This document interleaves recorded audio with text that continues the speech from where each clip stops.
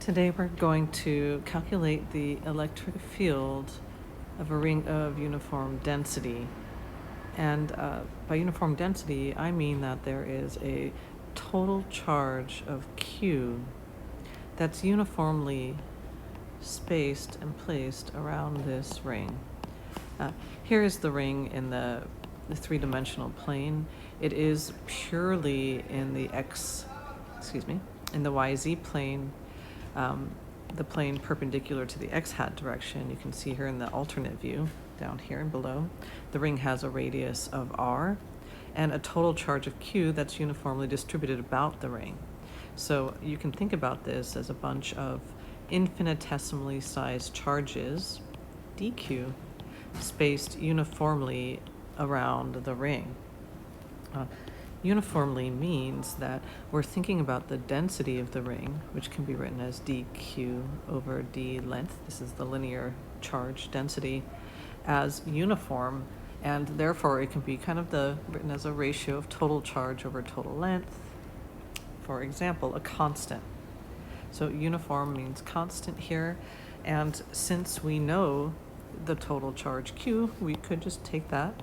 Here are all of our knowns: q, the radius of the ring, and the distance x naught here, which we'll talk about in a little bit.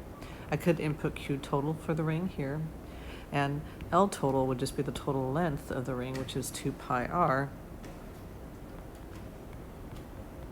and have an expression for my density, dq dl.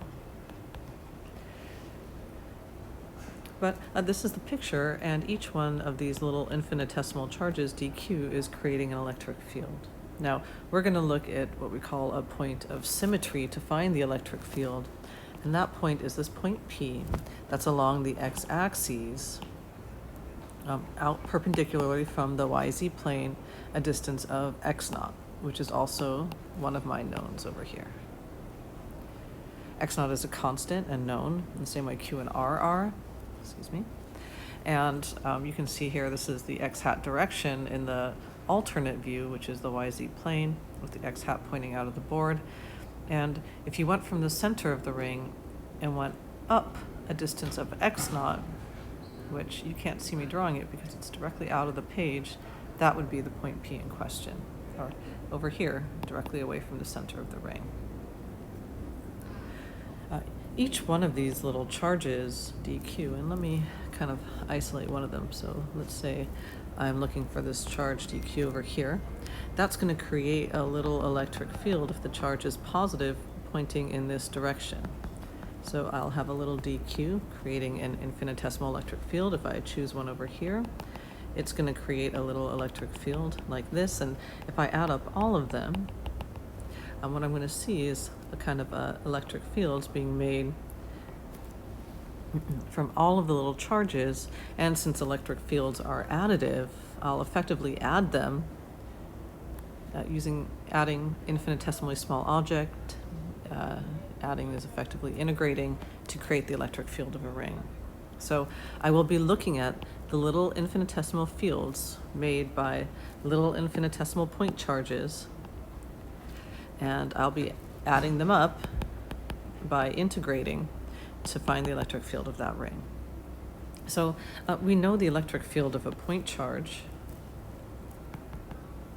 goes like kq over r squared with this arbitrary direction, plus or minus r hat, which is a unit vector. Now remember, this has a magnitude of 1. It points the direction of the electric field. And so if I wanted to find the infinitesimal field from an infinitesimal charge, I would let q become dq, and I would let e become de.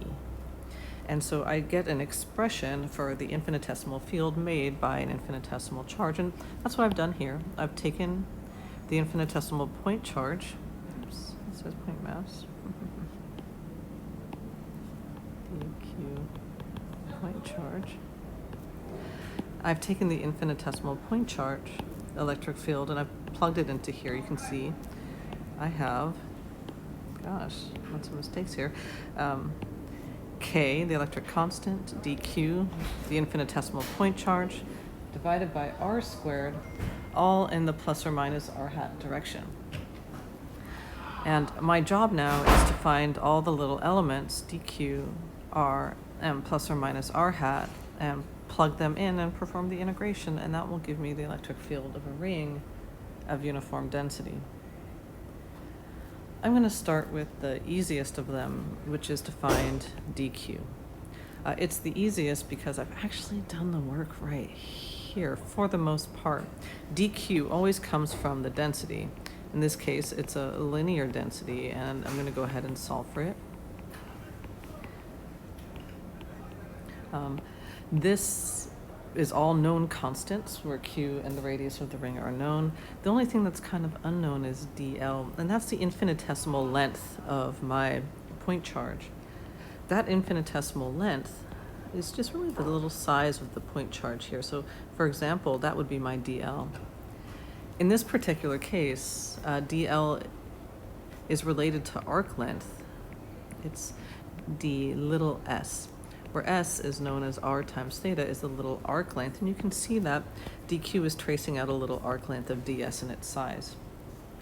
Our arc length, though, has a constant r, so an infinitesimal portion of the arc length will just be the radius times the infinitesimal size d theta. So here on my picture, I can draw this little d theta right here, and the radius that represents the arc length. So in total, dq can be written as q over 2 pi r times arc length, infinitesimal r d theta, and you can see those r's cancel. And dq can be written as q over 2 pi d theta. So that's what I'm going to be plugging in for my dq in my integration. And it's telling me that I'm going to be integrating over d theta. I should be pretty clear about what that theta is. So here in the YZ plane, I have defined r, and I'm going to define this theta over here. And this is going to be a little dq that I'm interested in looking at. So similar to here, similar to here. So d theta represents, of course, the little arc length associated with the dq, but here is going to be theta as defined on the YZ plane where the ring is located. So we're going to be integrating over all of theta from 0 to 2 pi. All right, let's focus on number 2, which is r here, and then we'll move on to the r-just bit, which is the plus or minus r hat. So once I find r, I'll be plugging it into here.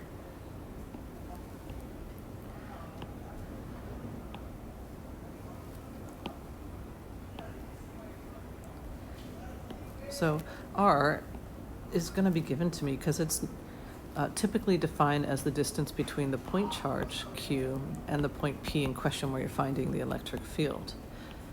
So for example, if this is just a regular charge q, positive, it's creating an electric field that points like this, and r would be the distance between q and p. The plus or minus r hat would be giving me the direction of that electric field. So in our particular case, r can be defined from the picture over here. Let's take a look. If this is my ring, this is my point P, let's say this is one of my dq's, then this distance here would be r. Or if this was a dq, this distance here would be r. Or this distance would be r, so on and so forth. It turns out in this case that r is a constant.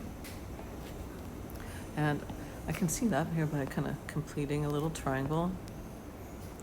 Right here, and here. So I have a little triangle that I'm making over here, or I could have made it over here. But either way, it's creating a triangle with the radius of the ring, the size x naught, and r, the question, or the item that I'm looking for in question. So let me blow up that triangle really quickly. So it doesn't matter which little dq I choose. Here will be the point P. Here will be the radius r and the distance x naught, and this will be the distance of separation between them, just kind of as pictured over here. In this case, r will be equal to the square root of r squared plus x naught squared from the Pythagorean theorem, and this is just generally a constant since both r and x naught are constants. Great news. That means I can take this whole thing and pull it out of the integral along with this constant k. So great, let's go ahead and do that. Electric field of the ring at point P equals to K over R squared integral dq plus or minus r hat. Now, I can plug in this value of r at any time that I want to into here. I'm just not going to. And I also already have my dq, and I can plug that in later. The only thing I don't have is my plus or minus r hat. And like I said, the plus or minus r hat is the direction of the electric field made by every little dq. So I have a dq over here, it's making a plus or minus r hat direction, but don't forget, I have a whole ring. If I have a little dq over here, it's creating an electric field in this direction. This one over here, over here. What actually ends up happening is that the electric fields created by the little dqs, they're gonna end up tracing out a little conic shape like this, giving me the direction of the electric fields associated with all the different little charges on that ring. So there is a relationship. So let's choose this as one of the plus or minus r hats, and that would be for this dq over here. This direction is related to the triangle over here. It's in fact a similar triangle if I trace it. So let's go ahead and kind of extend this green triangle. This would have been r, x naught, r. This angle here would be alpha. And if I extend the horizontal and the vertical lines, this angle would also be alpha over here. It's just a similar triangle where the magnitude of this thing is 1 because it's unit vector, and of course the magnitude of this is r since it's a distance. So I have similar triangles, but I can make a vector triangle out of this one, which will have a positive x hat direction and something that looks like a positive y hat or a minus y hat direction, but it's not. It's actually a positive radial direction. This is a positive x hat direction, and the reason I know that is because of this conic shape that's being traced out. If I look at this, for instance, made by this charge, so here's the direction of the electric field made by this charge over here, and I compare it to the electric field made by a charge over here, which looks like this, it's no longer in the negative y hat direction, it's just pointing radially outward like that. It looks like the positive y, but you'll see as it traces out different electric fields in this conic shape that ultimately it's pointing in the radial direction. So the direction of the r hat vector is going to have a component in the x hat and then one in the radial direction. Now, ultimately, that's going to be given by the sine of what I've defined as alpha and the cosine of alpha here, which can be replaced using the similar green triangle as x naught over r x hat plus sine of alpha r over r radial direction, where I already know that this term and this term are all constants. Actually, the x hat is a constant under the integral as well. We've learned that. The only thing that's not is the radial direction, which of course is changing radially as I perform the integration. So I need to define that in terms of my original circle that I've defined here. So let's take a look at that. Here is the radial direction. I can define that thing in the YZ plane in terms of theta, the quantity that I'm integrating over. In fact, I can have a component in the negative z hat and one in the positive y hat direction, and I can represent the radial as, here, this angle is theta as well, similar triangle. I can represent the radial as sine theta y hat minus cosine theta z hat with the picture that's given. And I can take that, I can go ahead and plug it into here. Before I do, I should acknowledge that this whole term is just going to cancel. You can see that because there's always going to be in the radial direction, let me draw it in the plane of our page, there's always going to be one up and one down, one diagonal in the kitty corner to it, so on and so forth. There's going to be exact cancellation as long as I have equal charges, equal distances away, and I do. I already know in advance that this term is going to cancel. In fact, your book argues by symmetry that this whole term cancels, leaving only a positive x hat direction for the net electric field only in the X. So this whole term is going to go away, but we're going to show that. So let's not forget the radial direction. We have it written here as sine theta y hat minus cosine theta z hat, since our ring is in the YZ plane. Now we're going to take all of that together and plug it into here, and we'll also be plugging in our DQ. So at this point, the electric field of the ring at point P is going to be K over R squared, integral of dq, it's Q over 2 pi d theta, plus or minus R hat direction. Well, I'll have a cosine of alpha, which I've already written as x naught over R x hat plus R over R radial direction.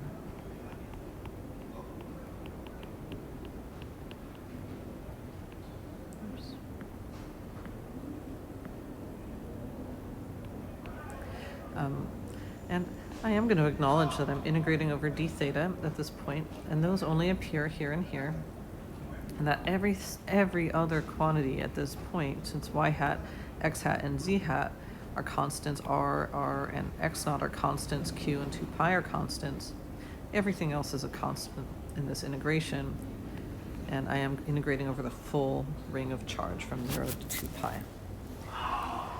This simplifies so much, and I'm going to do that on the next page.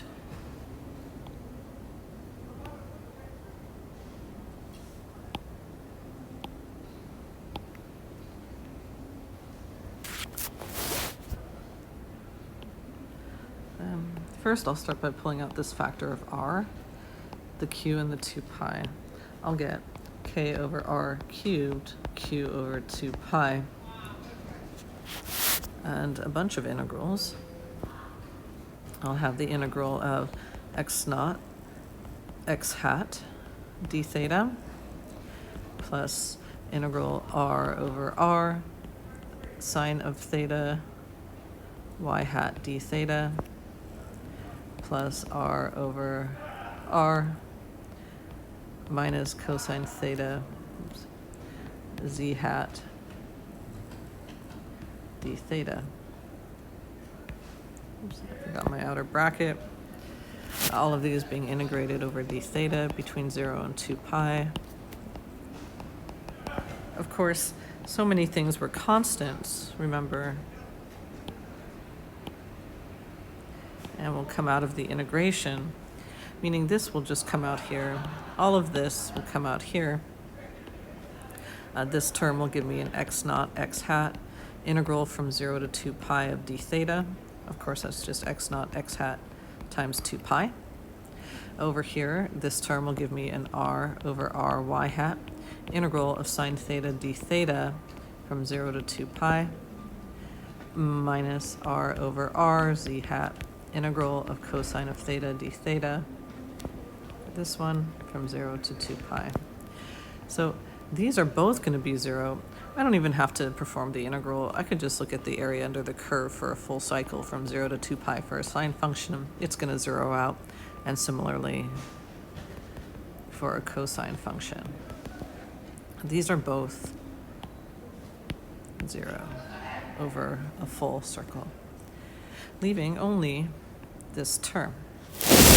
And so at the end, I get the electric field of the ring equal to kq over r cubed 2 pi x naught x hat times 2 pi. Look at that. Let's just cancel those right away.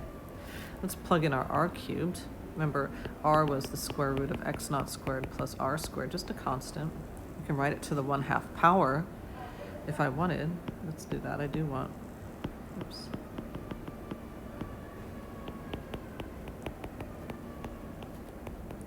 So that when I cube it, I can write this as the 3/2 power. And at the end, the electric field of a ring can be written only in the x hat direction, oops, where all of the components have canceled.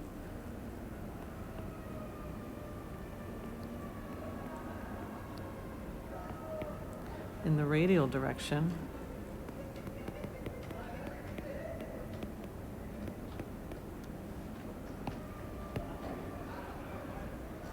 as follows. One quick check for me is that what happens in the limit that r goes to 0, meaning that if I look at the picture of my ring and I let the radius r go to 0, that this ring gets smaller and smaller and smaller and smaller until it's just a tiny little point mass of charge q. If that's the case, then the electric field should just be that of a point charge, excuse me. Let's take a look in that limit. Let's let r go to 0 here, and I don't have to take any special limits. I'll just let this go to 0. And once I do, what I end up with is kq x naught over x naught squared to the 3/2 power x hat. Of course, x naught squared to the 3/2 power is just x naught cubed. And then x naught over x naught cubed is just 1 over x naught squared. And that's what this reduces to. And this is just the electric field for a point charge, kq over r squared, where r is just the distance x naught now. Because this is shrunk down to be at the center, r has gone to 0, and I'm a distance of x naught away for a single point charge of point q. So this does check out in the limit that r goes to 0. Right, there's the electric field of a ring. I hope you enjoyed.